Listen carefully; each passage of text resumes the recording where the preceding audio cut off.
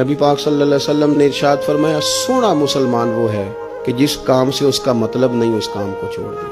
اور نبی کریم صلی اللہ علیہ وسلم نے فرمایا قیامت کے دن زیادہ گناہ ان لوگوں کے ہوں گے جو زیادہ فضول باتیں کرتے تھے، ان کے گناہ زیادہ ہوں گے۔ فضولیات سے بچیں، اپنے اوقات کار زندگی میں مرتب کریں۔ ہم پتہ کیا کہتے ہیں، 1 منٹ میں آیا، تو 1 منٹ ٹھہر، میں یہ محاورہ ہے ہمارا، 1 منٹ دے ذرا مجھے۔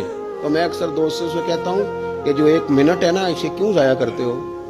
کیوں کہتے ہو 1 منٹ ٹھہر؟ کیوں ٹھہرے بھائی؟ آپ کو پتہ ہے منٹ میں کیا ہوتا ہے؟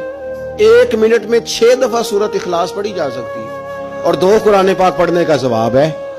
1 منٹ کے اندر 26 مرتبہ کہا جا سکتا ہے سبحان اللہ و بحمدہ سبحان اللہ العظیم۔ اور یہ وہ کلمات ہیں کہ نبی پاک علیہ السلام نے فرمایا زبان سے کہنے آسان ہیں، میزان عمل پر ان کا بڑا وزن ہے، اور یہ تمہارے رب کے بڑے پیارے جملے ہیں، اللہ کو بڑے محبوب ہیں یہ کلمات۔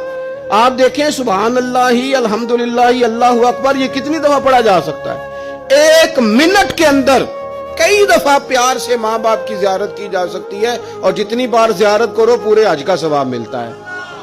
1 منٹ کے اندر فون اٹھا کے کسی مریض کی عیادت کی جا سکتی ہے، اور میرے نبی پاک صلی اللہ علیہ وسلم نے فرمایا جب تم مریض کی عیادت کرتا ہے تو خدا کی رحمت کا دریا بہہ رہا تھا، تو نے اس میں غوطہ لگا لیا ہے۔ 1 منٹ کے اندر تو کمال ہو جاتا ہے، لیکن شرط یہ ہے کہ اس منٹ کو ضائع نہیں کرنا، اس منٹ میں کچھ کر جائیں۔